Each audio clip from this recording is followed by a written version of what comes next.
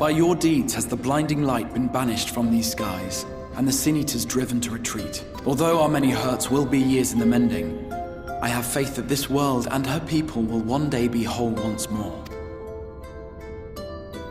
With no rejoining in prospect, the Source need no longer fear the coming of an 8th umbral calamity.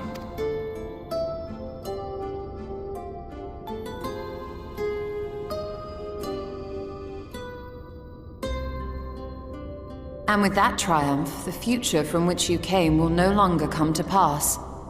Yet here you still stand. So I do. I wonder if that other age continues onward somehow, cut adrift from time's flow. Or have I simply etched myself a place upon this new block of history? Either way, this is an unexpected development. As the summoner of your souls, my death was meant to release you back to your world.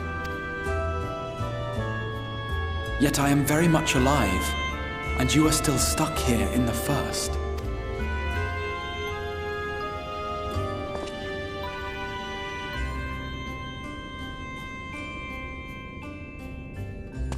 I believe I speak for us all when I say that we are happy to postpone our return if it means your life is spared. We will seek out another way.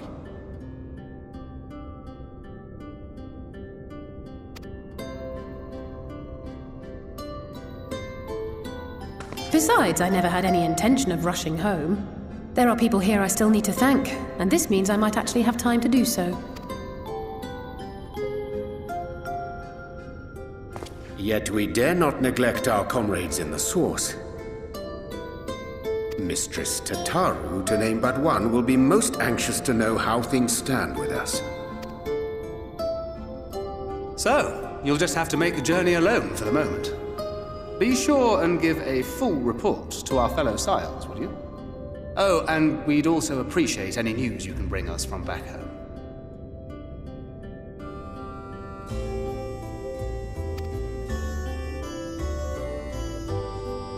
Then I see no reason to delay.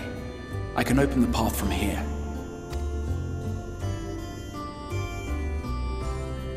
I imagine we each have matters demanding our attention, so let this be a farewell for us all. Send word when you've resummoned our friend. Oh, and do try to ensure she arrives within the city next time. Of course! I shall strive for utmost accuracy. No strange forests or unplanned passengers, I promise.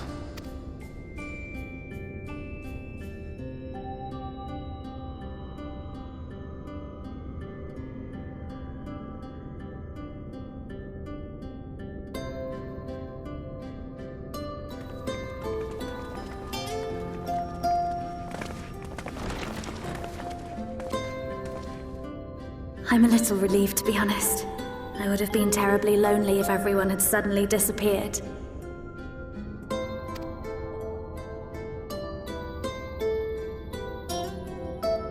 But I understand that you have to go.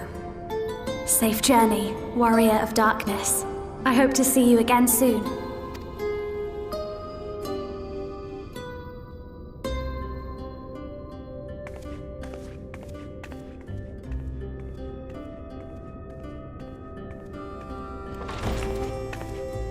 Just a moment while I attune the portal.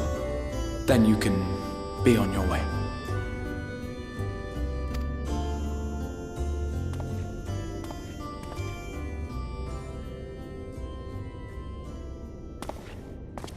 When I was a boy, many long years ago,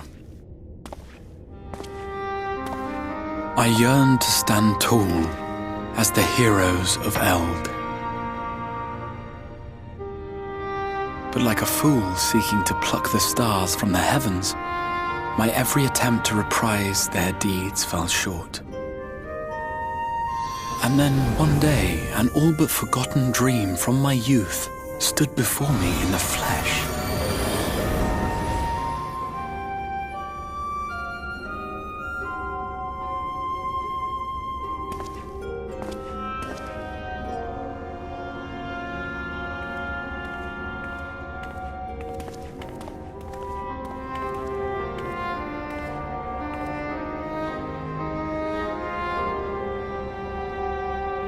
A hero who looked at the horizon and beyond and saw I knew not what. All I knew was that I would give anything to stand at that hero's side.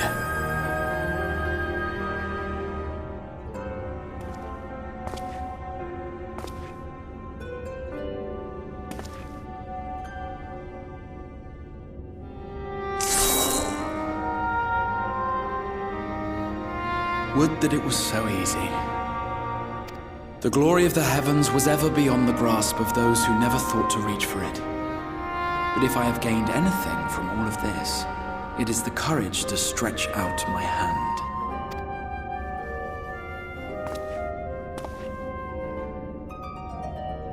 Do you hear me, Grahatia? This is no time for sleeping.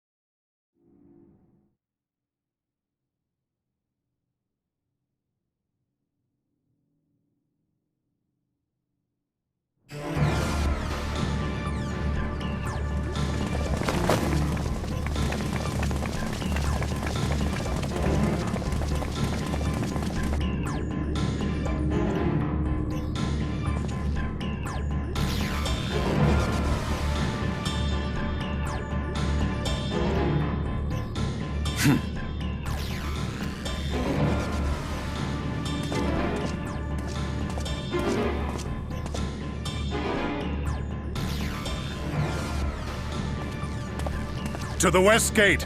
I want to know what's happening there.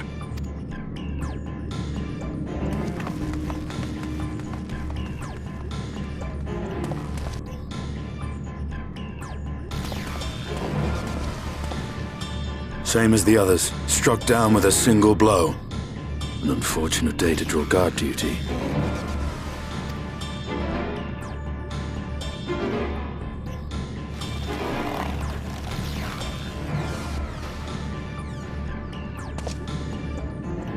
Forgive me. These were your people.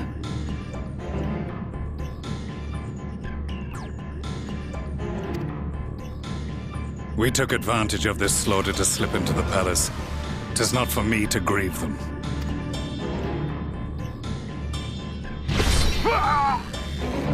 That was the Emperor! Wait!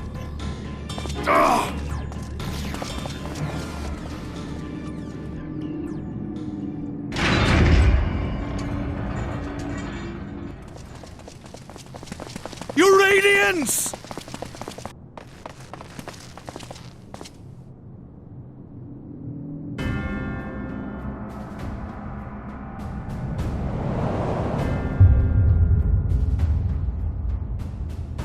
Gaius! You've missed your part in this, I'm afraid.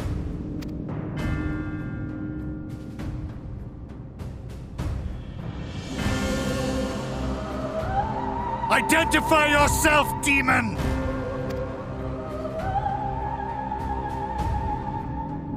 You were hoping for the Ascian? The Craven shed this skin and fled, rather than face me. A pity. I was looking forward to crossing blades with myself. But I cannot deny the feeling of satisfaction. Body and soul reunited at last. What now? The game continues, but the pieces have changed. Only if we trust in Paragon's words. A mistake I do not intend to repeat. Gaius! He speaks the truth.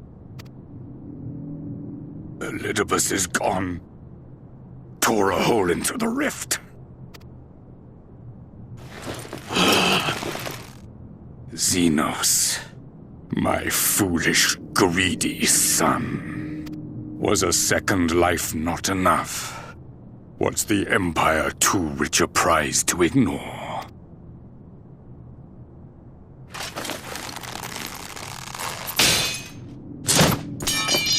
True freedom for our nation, our people, will never be won by a spoiled princeling. The burden of this throne is beyond you.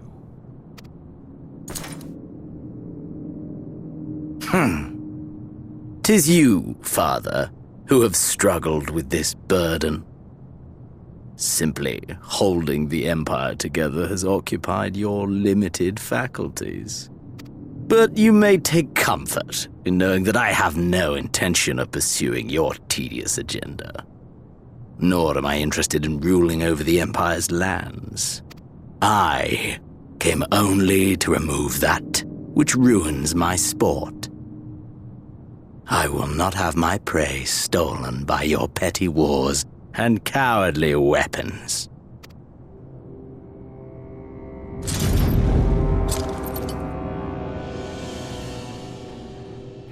You would kill me just for that? I need no other reason. Any and all who interfere with my hunt will not do so twice!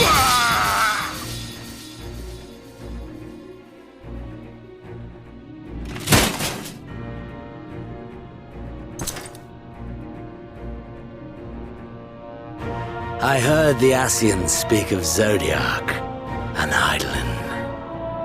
Even the will of this star is but a construct of our own making. We shall gorge upon their strength, and then, my friend, our contest shall begin anew. Xenos!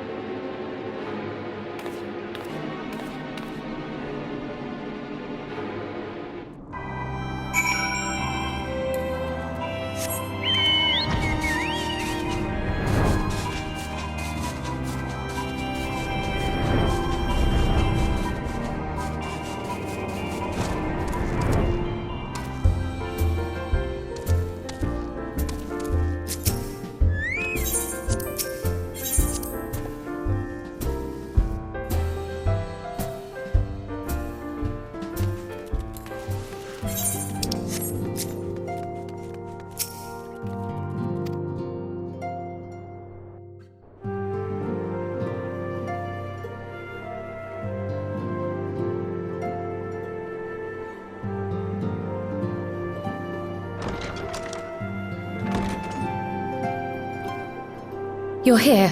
Good.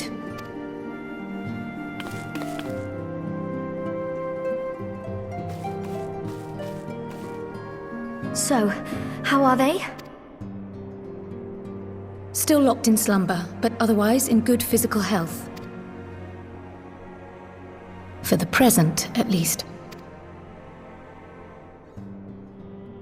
For the present? Oh no, is something wrong with them? I'm afraid there may be. I summoned you after detecting faint signs of instability in Thancred's corporeal ether. But subsequent examination suggested all 5 might be affected. And when I examined them just now, my fears were confirmed. Tellingly, the degree of instability varies between them. Thancred exhibits the most notable signs, followed by Y'shtola and Urianger. The twins' ether, meanwhile, remains relatively stable, but there is a change there too if one knows to look for it. Hold on. Isn't that the order they were called away in? Indeed. Which leads me to believe the instability will only increase with time. Though I can but speculate, I fear this may be a symptom of a weakening link between body and soul. By the gods! What happens if the link is broken? I cannot say for certain. This is all unknown territory to us. Yet whatever happens, it cannot be good.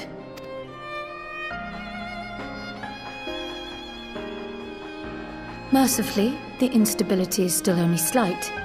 And you may rest assured Master Matoya and I will do everything in our power to keep it from worsening. Be that as it may, it is imperative that you find a way to restore our friends' souls to their bodies.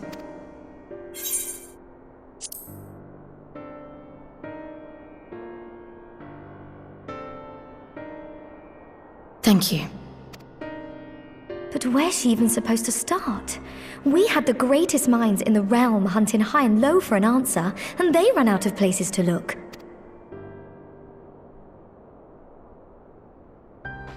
You stated in your report that the Exarch had originally intended to reverse the summoning process by means of his own death, correct?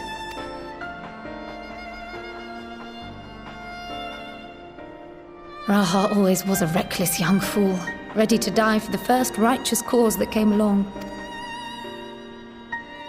His plan might well have worked, but I for one am glad he never had the opportunity to see it through. Even if it does mean our friends must remain stranded a while longer. There is another way, I am sure of it. And the key lies with him, with the Exarch. Pray return to the First and apprise him and the others of the situation. We, meanwhile, will do what we can from here. And, if the fates are kind, we will have good news to share upon your return.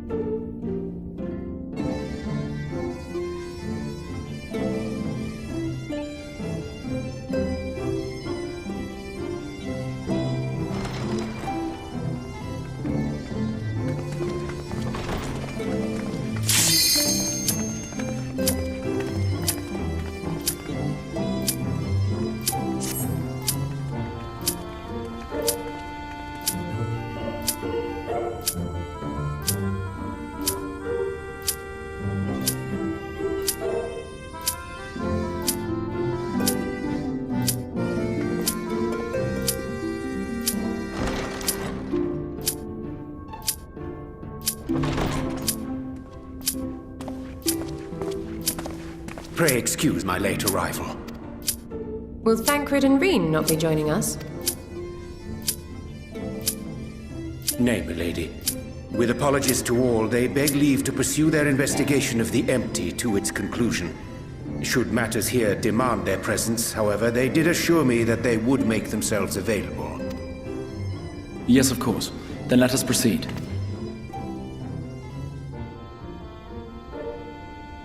I think it best that you begin by providing a summary of Mistress Kryle's findings.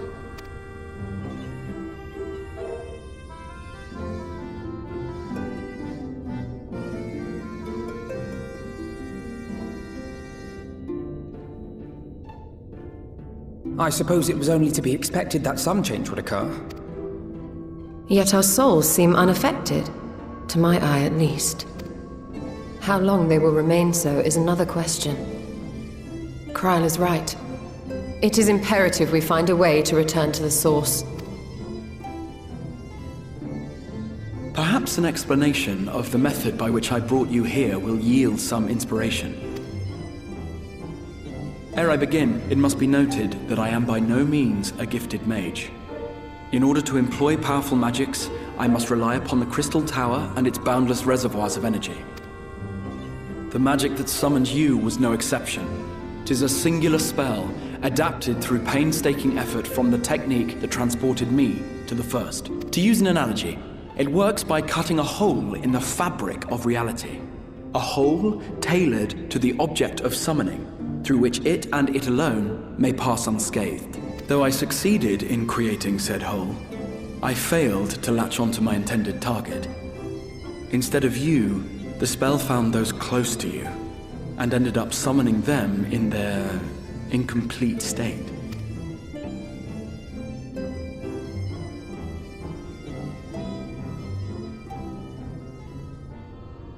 I would not soon throw my life away, not after the lengths you and yours went to save it. And so long as I breathe, I will spare no effort to see you safely home. But should all else fail, and your lives be at stake, there remains one sure method.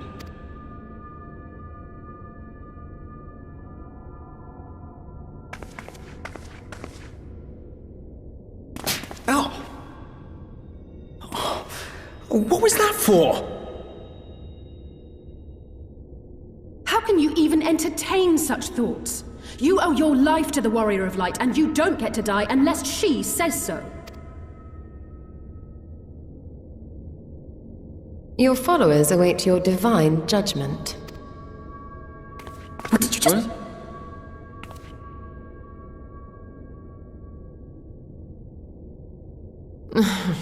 If the two of you have finished, perhaps we could return to our discussion?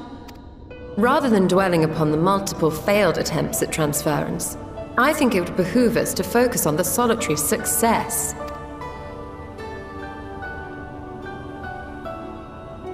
I would draw your attention to the fact that our friend can travel between worlds possessed not only of her body and soul, but her personal effects besides. This is no different from the teleportation magics to which we are all accustomed.